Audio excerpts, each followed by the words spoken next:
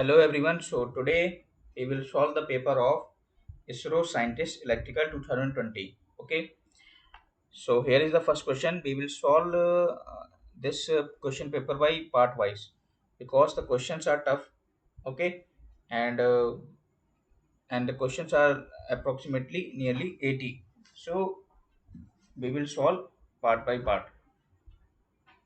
The question paper is mainly based on the EMT. Okay, the EMT questions are more, so that's why uh, I can take the time more on this paper. Okay, so here we can start. A 50 megahertz uniform plane wave is propagating in a material with relative permeability and relative permittivity आपको given है. Okay, the material is assumed to be lossless. Find the phase constant, यानी कि आपसे beta की value पूछी है of the wave propagation. Okay, अब आपको देखिए म्यू आर और अपसालन आर की वैल्यू गिवन है. ओके, आपको फॉर्मूला याद होना चाहिए प्रोपोगेशन वेलोसिटी का, जो कि होता है BP equals to C upon under root of mu R epsilon R equals to omega upon beta. आपको बीटा की वैल्यू फाइंड करना है. बीटा आपका फेज कांस्टेंट है, ठीक है.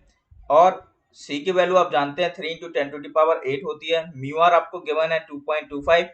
एप्सिलॉन आर की वैल्यू आपको गिवन है 1. ओमेगा 2 पाई एफ होता है. एफ की फ्रीक्वेंसी आपको दी गई है 50 मेगाहर्ट्ज. अब आपको केवल बीटा की वैल्यू फाइंड करना है, तो आसानी से आप बीटा की वैल्यू फाइंड कर लेंगे with the help of propagation velocity formula. Okay, अगले क्वेश्चन की तरफ हम चलते हैं. अगला क्वेश्चन कह रहा है हमसे कि a non magnetic lossy dielectric material with relative permeability आपको गिवन है और कंडक्टिविटी गिवन है, ठीक है, is applied with electromagnetic wave of 2.5 megahertz. What is the loss tangent? Loss tangent का फॉर्मूला आपको याद होना चाहिए, ठीक है. लॉस टेंजेंट का फॉर्मूला होता है tan delta equals to conductivity upon omega into epsilon.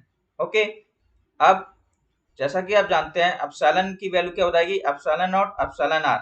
Okay, epsilon R आपको गिवन है 2.25 और एप्सिलॉन नॉट क्या होता है आपका 1/36 pi into 10 to the power -9. Okay, तो tan delta equals to sigma upon omega E. Sigma यानी कि कंडक्टिविटी की वैल्यू कितनी दी है आपको 10 टू द पावर -4 मो पर मीटर. ओमेगा हो गया आपका 2 पाई एफ और एप्सिलॉन नॉट एप्सिलॉन आर की वैल्यू हो गई this value. Okay, epsilon R आपको 2.25 गिवन है, तो आंसर आपका क्या आएगा 0.32. अगला क्वेश्चन देखते हैं. अगला क्वेश्चन रिलेटेड है आपका स्किन डेप्थ. आपने जैसे स्किन इफेक्ट पढ़ा होगा उसी के बाद एक टर्म आता है स्किन डेप्थ, ठीक है.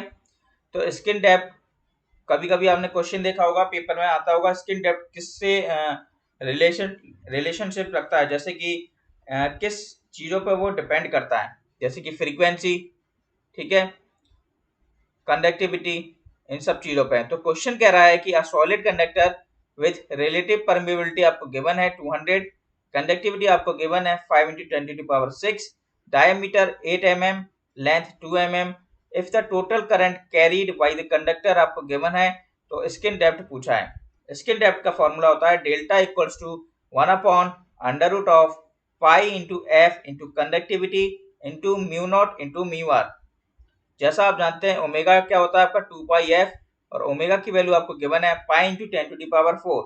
अगर मैं इस फॉर्मूले से फ्रीक्वेंसी निकालूंगा तो फ्रीक्वेंसी क्या आ जाएगा मेरा 1/2 इंटू 10 टू द पावर 4, क्योंकि पाई और पाई कैंसिल आउट हो जाएंगे.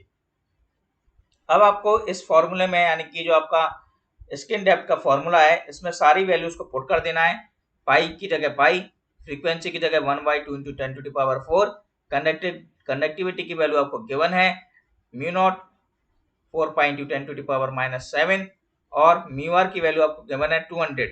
ओके, सारी वैल्यूज जैसे आप पुट करेंगे और फ्रीक्वेंसी आपको गिवन कितनी गिवन है, कंडक्टिविटी गिवन है 5 इंटू 10 टू द पावर 6, आपका आंसर आ जाएगा 0.225 mm.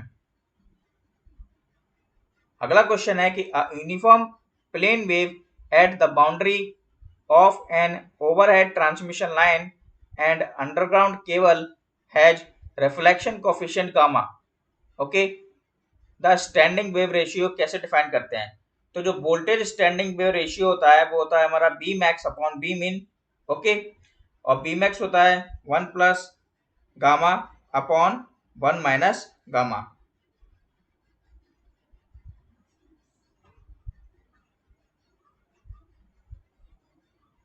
अगला क्वेश्चन है कि working principle of thermocouple is. तो जो थर्मोकपल होता है उसका जो वर्किंग प्रिंसिपल होता है वो सी बैक इफेक्ट होता है।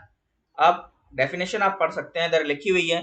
सी बैक इफेक्ट क्या कहता है कि जो दो वायर होते हैं और जो दो वायर हैं आपके डिसिमिलर मेटल्स के बने हुए होते हैं, मतलब कि एक वायर आपका कोई और मेटल होगा, दूसरा कोई और मेटल का, उनको जब दोनों एंड से जोड़ा जाता है तो एक एंड को हीट किया जाता है। जैसे आप एक एंड को हीट करेंगे तो एक कंटिन्यूअस करंट फ्लो होगा, ठीक है, in the thermoelectric circuit.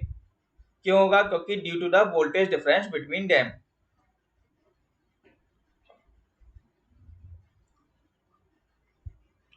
Which of the following represents a stable system. जैसा आप जानते हैं कि roots of the characteristics equation of the system are real and negative. जैसे कि मैंने एक एग्जांपल लिया 1 अपॉन एस प्लस टू, ठीक है, तो -2 एस इक्वल्स टू -2, एक रियल और नेगेटिव वैल्यू होनी चाहिए, वही हमारी स्टेबल, यानी कि लेफ्ट हैंड साइड अगर एस प्लेन की कोई पोल लाई करता है तो वो क्या है? आपका स्टेबल सिस्टम है। इस क्वेश्चन में आपसे पूछा गया है कि इनमें से कौन सा एक अंडर डैम्प्ड सिस्टम है। अंडर डैम्प्ड सिस्टम की जो वैल्यू होती है वो जाई जो होता है आपका वो लेस देन 1 होता है। क्रिटिकल डैम्प्ड के लिए 1 होता है ईटा की वैल्यू, और ओवर डैम्प्ड के लिए 1 से ज्यादा वैल्यू होनी चाहिए, ठीक है। तो जो ऑप्शन नंबर डी है आपका, उसको जब आप चेक करेंगे तो जो आपकी इक्वेशन होती है उससे कंपेयर करना होता है, ठीक है। ये वाली जो इक्वेशन है आपकी सेकंड ऑर्डर इक्वेशन, ठीक है, S square plus 2 xi omega N S plus omega N square. तो ओमेगा एन स्क्वायर की जगह 4 रखना है और 2 जाई ओमेगा एन की जगह आपको 3 रखना है। तो आप जब आप इसको सॉल्व करेंगे तो 3 बाई, ठीक है, तो ओमेगा एन की वैल्यू कितनी आएगी? 2, तो 2 टू द 4, 3/4, यानी कि जाई की वैल्यू आपकी आएगी less than 1। Which of the following measures cannot be effective in reducing the noise? ठीक है, तो जो इंक्रीजिंग चैनल विड्थ है वो आपका करेक्ट आंसर होगा, क्योंकि अगर आप चैनल विड्थ को बढ़ाएंगे तो आपकी नॉइस भी उसके साथ क्या क्या होगी? इंक्रीज होती जाएगी, ठीक है। तो इंक्रीजिंग इन चैनल विड्थ आपका इफेक्टिव पॉइंट नहीं है कि वो नॉइस को आपकी रिड्यूस करता हो। अगला है क्वेश्चन है कि assuming leakage flux to be negligible when high voltage side of a single phase 100 by 50 volt 50 hertz transformer is connected to 50 volt 25 hertz AC source, the core flux of the transformer is, ठीक है। जैसा आप जानते हैं phi जो होता है वो बी बाई एफ होता है, ठीक है। आपसे यही कंडीशन पूछी गई है कि जो आपको ट्रांसफार्मर की कंडीशन दी है तो वो रेटेड फ्लक्स से ज्यादा है, आधी है, ट्वाइस है, 4 टाइम्स है या सेम है। तो हम चेक कर लेंगे B1 अपॉन F1 से। जो B1 आपको गिवन है और F1 गिवन है तो हमारा वैल्यू आ गई 2। अब B2 जो हमको गिवन है और F2 गिवन है उससे भी हमारी वैल्यू क्या आ गई 2। हम कह सकते हैं कि जो वैल्यू हमें गिवन है वो रेटेड फ्लक्स के सेम है। पेपर आप कहीं से भी डाउनलोड कर सकते हैं वाला, ओके। आप जब लिखेंगे गूगल पे ISRO scientist electrical paper download तो आपको पेपर डाउनलोड करने की लिंक किसी वेबसाइट पे मिल जाएगी। हालांकि मेड इजी ने इसका अच्छे से सॉल्यूशन दिया है, आप मेड इजी की वेबसाइट पे जाके भी इस पेपर को फुली सॉल्व डाउनलोड कर सकते हैं, ठीक है। कुछ सॉल्यूशंस, कुछ नहीं पूरे सॉल्यूशंस आपको वहां पे मिल जाएंगे अच्छे से। अगले क्वेश्चन पे हम चलते हैं। नेक्स्ट क्वेश्चन कहता है कि the symmetrical circuit shown in the figure below uses zener diode with VD equals to 0.7 volt, ठीक है। अब if the threshold voltage is V1 is 0 and hysteresis voltage is 0.2 volt, then what is the value of R1 and R1 upon R2 and VR, okay. आपसे इस VR की value पूछी है और इन R1 upon R2 का ratio पूछा है। अब हम जानते हैं कि जो हिस्टेरिसिस वोल्टेज होता है वो डिफरेंस बिटवीन अपर थ्रेशोल्ड पॉइंट और लोअर थ्रेशोल्ड पॉइंट का डिफरेंस होता है। अपर थ्रेशोल्ड पॉइंट का फॉर्मूला होता है बी आर लिखूं या फिर बी सैचुरेशन लिखूं, ठीक है, एक ही बात है। तो B R into R one upon R one plus R two plus B naught into R two upon R one plus R two minus lower threshold का फॉर्मूला होता है सेम वर्थ माइनस के साथ, ठीक है। अब इन दोनों को जब आप ओपन करेंगे सर्किट्स को तो बी आर वाला टर्म क्या हो जाएगा आपका कैंसिल, और बी नॉट वाला आपका क्या हो जाएगा B H equals to two B naught R two upon R one plus R two. अब आप देख सकते हैं क्वेश्चन में कि बी नॉट जो है वो B Z plus B D है, ठीक है, जो जेनर डायोड का वोल्टेज है। अब जेनर डायोड का आपका 0.7 होता है दिया है, और बीडी क्या है आपकी 6 वोल्ट एज्यूमिंग, ठीक है। पीजेड की वैल्यू लगभग 6 वोल्ट है, तो 6.7 वोल्ट आपका क्या रहेगा बी आउटपुट। अब हम जैसे देख पा रहे हैं कि बी हिस्टेरिसिस वोल्टेज आपको गिवन है 0.2 और 2 into B R two upon R one plus R two. अब जो आपको बी की वैल्यू है यानी कि बी आउटपुट की जो वैल्यू है वो आपको 6.7 वोल्ट मिल गई है। अब आपको वैल्यूज को पुट कर देना है और R two upon R one plus R two से आपको रेशियो मिल जाएगा 66, ठीक है। अब जैसे आपको 66 मिल जाएगा, आपको बी आर की वैल्यू फाइंड करना था, ठीक है। बी आर की वैल्यू का फाइंड करने का फॉर्मूला है minus B saturation upon into R two upon R one. R two upon R one क्या हो जाएगा 1 अपॉन 66, और इसको जब आप सॉल्व करेंगे तो माइनस 0.10 वोल्ट आपका आंसर आ जाएगा। तो आप किसी बुक में इसका सॉल्यूशन देख सकते हैं, कई सारे क्वेश्चन आपके अपर थ्रेशोल्ड पॉइंट और लोअर थ्रेशोल्ड पॉइंट पे बेस्ड रहते हैं। और ऐसा क्वेश्चन मैंने पिछला जो पेपर सॉल्व कराया है, ओके, उसमें भी मैंने एक अपर थ्रेशोल्ड पॉइंट का क्वेश्चन सॉल्व किया था। ये डिफरेंशिएशन का क्वेश्चन है, आप देख सकते हैं सॉल्यूशन। इसको सॉल्व कराने की ज्यादा जरूरत नहीं है, आपको केवल डिफरेंशिएशन करना है। आप वीडियो को पॉज करके इसका सॉल्यूशन देख सकते हैं। ये भी एक मैथ का क्वेश्चन है, चाहे तो आप इसको भी देख सकते हैं, आपको केवल इंटीग्रेशन सॉल्व करना है। नेक्स्ट क्वेश्चन की बात कर लेते हैं। एक ओपन लूप सिस्टम है, it represented by the transfer function. आपको गिवन है ट्रांसफर फंक्शन, ठीक है। आपसे पूछा है कि इनमें से कौन सा सिस्टम स्टेबल या अनस्टेबल है और मिनिमम और नॉन मिनिमम फेज, ठीक है। तो हम देख सकते हैं कि जीरो जो है आपका वो राइट हैंड साइड में लाई कर रहा है एस प्लेन के, यानी कि देख सकते हैं आप एस इक्वल्स टू 1। तो हम कह सकते हैं कि जो जीरो से अगर राइट साइड में लाई कर रहा है तो वो नॉन मिनिमम फेज होगा। लेकिन जो पोल्स है हमारे वो दोनों लेफ्ट हैंड साइड में लाई कर रहे हैं। तो लेफ्ट हैंड साइड में लाई करने का मतलब क्या है कि वो एक सिस्टम जो है वो स्टेबल सिस्टम है। तो ऑप्शन नंबर बी को देखेंगे तो stable end of the non minimum phase type. A load center of 120 megawatt drives power from two power stations connected by 220 kV transmission line of 25 km and 75 km. The three generators are of 100 megawatt capacity each and have identical fuel cost characteristics. The minimum loss generation schedule for supplying the 120 megawatt load each. आपको चार option given है, आपसे पूछा गया है कि इनमें से कौन सा मिनिमम लॉस जनरेशन प्रोवाइड करेगा जब वो 120 मेगावाट की सप्लाइंग दे रहा होगा, ठीक है। तो देख सकते हैं आपको डिस्टेंस जो 25 किलोमीटर है, 75 किलोमीटर आपको गिवन है। तो the load is connected through 25 kilometre and 75 kilometre transmission line, ठीक है। G1 100 मेगावाट और G2 G3 भी क्या है 100 मेगावाट की कैपेसिटी है। अब मिनिमम लॉस के लिए आपको हायर पावर जनरेट करनी पड़ेगी, ओके, एक शॉर्टर डिस्टेंस से, ओके। तो आप ऑप्शन नंबर 1 को जब आप देखेंगे यानी कि P1 की वैल्यू 90 मेगावाट है और P2 और P3 की वैल्यू क्या रहेगी आपकी सेम, जो कि 75 किलोमीटर से कनेक्टेड है। तो P1 comes from the 25 kilometre transmission line, ठीक है। देख सकते हैं आप P1 की वैल्यू हाई होनी चाहिए, यानी कि अकेला क्या है 120 मेगावाट पे, यानी कि 90 मेगावाट शॉर्टर लाइन के लिए, और 75 किलोमीटर यानी कि 30 मेगावाट के लिए, यानी कि 15 मेगावाट G2 से और 15 मेगावाट आपकी G3 जनरेटर से होगी। मतलब for minimum loss higher power should comes from the shorter distance transmission line. Okay, ये आपकी लाइन है, इस लाइन को समझेंगे कि मिनिमम लॉस के लिए हायर पावर जो जनरेट होनी चाहिए वो शॉर्टर जो आपकी लेंथ है, ठीक है, यानी कि शॉर्टर डिस्टेंस ट्रांसमिशन लाइन है वहां से होनी चाहिए। तो 90 मेगावाट 25 किलोमीटर की तरफ से और 75 15 15 फ्रॉम 75।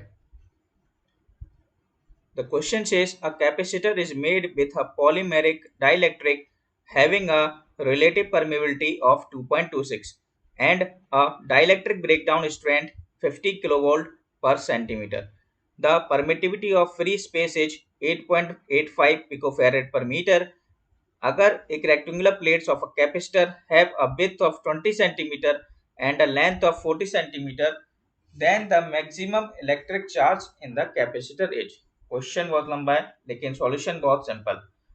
जैसा आप जानते हैं कि जो चार्ज होता है आपका वो होता है आपका electric breakdown into area into epsilon. Okay, इस फॉर्मूले से अगर आपको याद ना हो तो इलेक्ट्रिक ब्रेकडाउन स्ट्रेंथ जो होती है आपकी वो charge of the breakdown strength upon area into epsilon होता है। ठीक है, अब क्वेश्चन में सारी वैल्यूज गिवन है, आपको सबसे पहले एरिया फाइंड करना पड़ेगा जो लेंथ इंटू ब्रीथ को डिफाइन करता है। तो 20 सेंटीमीटर इंटू 40 सेंटीमीटर। ठीक है, अब आपके पास इलेक्ट्रिक ब्रेकडाउन भी गिवन है 50 किलो वोल्ट, एरिया आपका निकल गया है, एप्सिलॉन की वैल्यू आप जानते हैं अच्छे से 8.85 into 10 to the power -12। Okay, ये एप्सिलॉन नॉट की वैल्यू है और ए एप्सिलॉन आर की वैल्यू है जो कि आपको क्वेश्चन में गिवन है 2.26। Here in the next question, we can see for a circuit shown below, calculate the value of I1. So we have to find the value of I1 here. So first apply KVL in loop 1, 10 I2 minus I1, you can see here minus 0.7 or minus 11 I1. Okay, so equation 1 हो गई और KVL in loop 2, 10 I2, okay, plus 10 I2 minus I1, this one or minus 10. So 2I2 minus I1, equation number second. So from 1 and 2 we got the value of I1 which is equals to 43 by 160 milliamps. The next question is also simple. Okay, you can calculate with the help of KVL. Like this is voltage B1, here at the 5 ohm the current is B1 plus B1 upon 3. Okay, V1 is from here and V1 by 3. Okay, or at the 2 ohm side the current is 2 minus B1 upon 3. Apply KVL in loop 1. So B1 plus B1 plus B1 by 3 into 5 minus 2 minus B1 upon 3 into 2 equals to 0. तो B1 की value कितनी आएगी आपकी 12 upon 25 volt. This question is so simple. The Laplace transform of e की power minus 5t cos 4t. You know s plus 5 upon s plus 5 का whole square plus omega square यानी कि 16. So in this question the characteristics equation of a 3 cross 3 matrix lambda I minus p equals to lambda q plus lambda square plus 2 lambda plus 1. Inverse of matrix निकालना है आपको। ये रही आपकी equation, यानी कि जो लैम्डा के टर्म में दी थी उसमें पी इनवर्स का मल्टीप्लिकेशन कर देना क्योंकि हमें इनवर्स निकालना है। दोनों साइड पे जब आप पी इनवर्स का मल्टीप्लिकेशन करेंगे और पी इनवर्स को जब आप एलएचएस में रखेंगे तो आपका आंसर आएगा P minus of P square plus P plus 2i। Option number D. This question is also simple. आपसे एक डिफरेंशियल इक्वेशन गिवन है, डेल्टा टी आपका यूनिट इंपल्स फंक्शन है, यूटी आपका यूनिट स्टेप फंक्शन है, जीरो इनिशियल कंडीशन मांगा है और बाई टी की वैल्यू पूछी है। तो जैसा कि आप देख सकते हैं S Y S plus by S, इस टर्म को हम लिख सकते हैं आसानी से क्योंकि D Y upon D T होता है S into by S, by T होता है बाई एस लाप्लास के फॉर्म में और डेल्टा टी होता है 1। तो बाई एस की इक्वेशन जब आप निकालेंगे तो 1 अपॉन 1 प्लस एस हो जाएगा और जब आप उसको टाइम डोमेन में लेंगे तो e की power minus T U T आपका आंसर आएगा। एक सॉलिड नॉन मैग्नेटिक कंडक्टर है जिसका circular cross section has its axis on Z axis and carries a uniformly distributed total current of 60 ampere in a Z direction. अगर radius उसका 4 mm है, find the magnetic flux density यानी कि b की value आपसे पूछी गई है at the rho equals to 5 mm। तो B equals to mu naught H हम जानते हैं, और हमको फाइंड क्या करना होगा, H की वैल्यू। H की वैल्यू होती है इस कंडीशन में, नॉन मैग्नेटिक कंडक्टर की कंडीशन में, I upon 2 pi rho into A5। I की वैल्यू आपको 60 गिवन है, 2 पाई की वैल्यू आपको पता है, और रो की वैल्यू आपको गिवन है 5 mm। सारी वैल्यू सब जैसे आप पुट करेंगे तो H की वैल्यू आपकी फाइंड हो जाएगी, जो कि है 6 upon pi into 10 to the power 3, और इसको आपको पुट करना है B equals to mu naught H में। म्यू नॉट की वैल्यू होती है 4 pi into 10 to the power -7, 2.4 milli terms आपका आंसर आएगा। इस क्वेश्चन में आपसे एनर्जी डेंसिटी पूछी है, ओके, और आपको इंटेंसिटी की वैल्यू गिवन है। तो एनर्जी डेंसिटी का फॉर्मूला होता है 1/2 mu into H square. Okay, सारी वैल्यूज गिवन है, you have to put in the formula, आपका आंसर आएगा 628। ये भी क्वेश्चन सिंपल है। 26 आपको एरिया ऑफ ट्रायंगल निकालना है। वीडियो को पॉज कीजिए, सिंपल है, मैथमेटिक्स में आपने किया होगा। A B cross A C find करना है, फिर आपको एरिया फाइंड करना है। This question is also simple. आपसे फोर्स की वैल्यू पूछी है। फोर्स का फॉर्मूला होता है Q1 Q2 upon 4 pi epsilon naught R square. ठीक है, R12 मैंने लिया है क्योंकि आपको P1 और P2 की वैल्यूज गिवन है, तो R12 निकालने में आपको कोई परेशानी नहीं होगी, क्योंकि R12 निकालने में क्या होता है, 3 - 1 का होल स्क्वायर अंडर रूट में प्लस -2 प्लस 4 का होल स्क्वायर प्लस -4 -2 का होल स्क्वायर, यानी कि अंडर रूट ऑफ 44 आपका R12 की वैल्यू आ जाएगी। इस फॉर्मूले में आपको पुट कर देना है, आपका आंसर आ जाएगा 2.045 Newton. Find the relative permittivity of the dielectric material used in a parallel plate capacitor if the electric flux density and the energy density is 20 joule per meter cube। Formula होता है energy का आपका 1/2 D square upon epsilon, आपसे epsilon naught epsilon are, यानी कि epsilon R की value आपसे पूछी गई है, सारी वैल्यूज आपको गिवन है, फॉर्मूले में आपको पुट करना है। ये आंसर आपको अच्छे से पता ही होगा। डेल स्क्वायर बी की वैल्यू होती है आपकी minus rho B upon epsilon.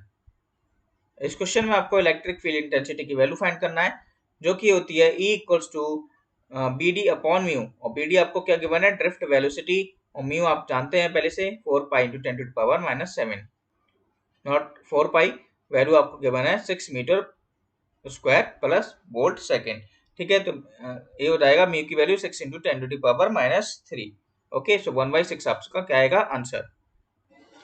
इस क्वेश्चन में आपसे कंडक्टिविटी पूछी है। कंडक्टिविटी का फॉर्मूला होता है sigma equals to Ni mu H plus mu E into Q. Okay, so सारी वैल्यूज आपको गिवन है, यानी कि जैसे Ni की वैल्यू आपको गिवन है 2.7, ठीक है, इंटू 10 टू द पावर 19। उसके बाद आपको म्यू एच की वैल्यू गिवन है 0.17, म्यू ई की वैल्यू गिवन है 0.36, और क्यू की वैल्यू आप अच्छे से जानते हैं 1.6 इंटू 10 टू द पावर -19, और जब आप इसको पूरा सॉल्व करेंगे तो आपकी वैल्यू आएगी 2.3 mho पर मीटर। सीमोस का फॉर्मूला आप जानते हैं, CMOS is complementary metal oxide conductor होता है, which is the power semiconductor devices having the highest switching speed। MOSFET for a PN junction diode width of space region increases as reverse bias voltage increases।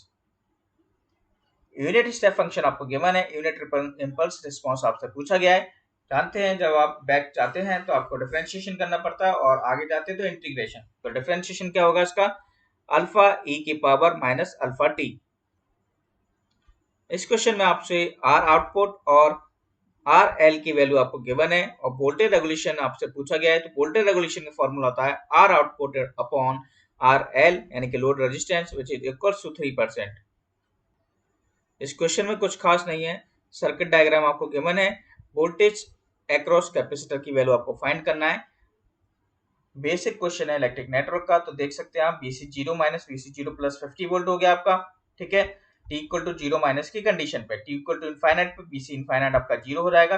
Tau यानी कि time constant की value RC है, यानी कि 160 आ गया, और full equation का formula होता है BCT, VC infinite plus VC0 plus minus BC into infinite e की power minus T upon tau. BC infinite की वैल्यू 0 है, BC0 प्लस आपका 50 वोल्ट है, और e की power minus T upon two, T की वैल्यू आपको 160 माइक्रो सेकेंड गिवन है, और टाउ की वैल्यू भी कितनी आई है आपकी 160, तो 50 e inverse which is equals to 18.4 volt.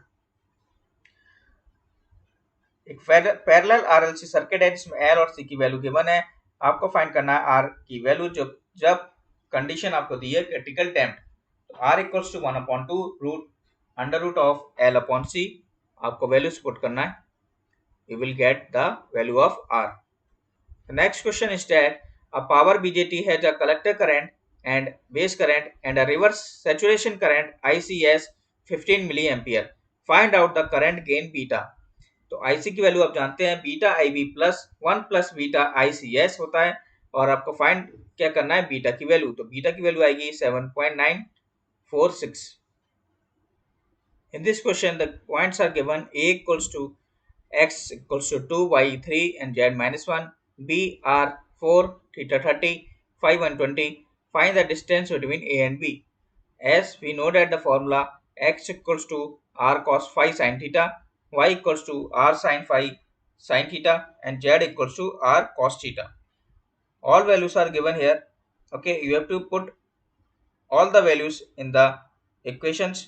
Okay, so हम जानते हैं कि कन्वर्जन किसका है, स्पेरिकल कोऑर्डिनेट्स का कार्टेशियन कोऑर्डिनेट्स में कन्वर्जन है, तो उसी का हमने फॉर्मूले को यूज किया है. ओके, तो x equals to r cos theta sin phi, y हो गया और z हो गया. इन सारी वैल्यूज में आपको वैल्यूज पुट करनी है, तो a b, ठीक है. तो जैसे ही आपके सारी वैल्यूज निकल आएंगी आपको फॉर्मूले में पुट कर देना है, जो कि होती है आपकी distance between point a and b. Okay, तो 3 का स्क्वायर 9 हो जाएगा, 3 माइनस अंडर रूट 3 का स्क्वायर. तो ये जो वैल्यू है आपकी ए और बी, इसी की वजह से क्या निकालना है आपका 2 प्लस 1 3, तो 3 का स्क्वायर हो गया 9, 3 माइनस अंडर रूट ऑफ 3 और माइनस 1 माइनस 2 अंडर रूट 3 का होल स्क्वायर, आपका आंसर आएगा 5.53. तो एक कुछ क्वेश्चन थे जो कि पार्ट 1 में मैं ले सकता हूँ, बाकी पीडीएफ बहुत बड़ा है, ठीक है. क्वेश्चन आर देख सकते हैं आप, मैं स्लाइड करता जाता हूँ. क्वेश्चन ऑलरेडी सॉल्व है कुछ, जैसे कि एक क्वेश्चन है, देख सकते हैं आप पॉज करके कुछ वीडियो पे, नहीं तो लास्ट में बता देता हूँ, ठीक है. एक कुछ क्वेश्चंस मैंने लिए हैं, बाकी आप मेड इजी का पीडीएफ है पूरा, अगर आप वीडियो नहीं देखना चाहते हो डायरेक्ट सॉल्व करना चाहते हैं तो आप डायरेक्ट भी सॉल्व कर सकते हैं. मेड इजी का पीडीएफ आपको मिल जाएगा उसकी वेबसाइट पे, जब आप गूगल पे डालना ISRO scientist engineer electrical 2020 paper. Okay, पुराने शायद पेपर ना मिले, बिकॉज तब मेडिजी इतना ध्यान नहीं देता था पुराने पेपर्स पे. ओके, खास करके दूसरे उसके, लेकिन अब 2020 का पेपर आपको मेडिजी की वेबसाइट पे मिल जाएगा, वहां से आप पूरा पीडीएफ डाउनलोड कर सकते हैं. लेकिन कुछ क्वेश्चन जो मैंने बताए हैं वहाँ आपके मेडिजी की जो पीडीएफ है उसमें टफ लेवल से कर सकते हैं, कुछ क्वेश्चन टफ है वहाँ आप देख सकते हैं. बाकी अगर मैं डाउट हो आपको कुछ, तो क्वेश्चन नंबर आप लिख देना, उस पेपर को पूरा डाउनलोड करना. जैसे कि कुछ क्वेश्चन मैंने जैसे नहीं कराया, मान लीजिए एग्जांपल 55, तो 55 क्वेश्चन नंबर आप लिख देना कि सर ये सॉल्व नहीं हुआ, तो वहाँ पे आपको सॉल्यूशन मिल जाएगा. ओके, सो आगे के क्वेश्चन हम करेंगे बाद में, जैसे कि आपका रिस्पॉन्स आता है उस हिसाब से.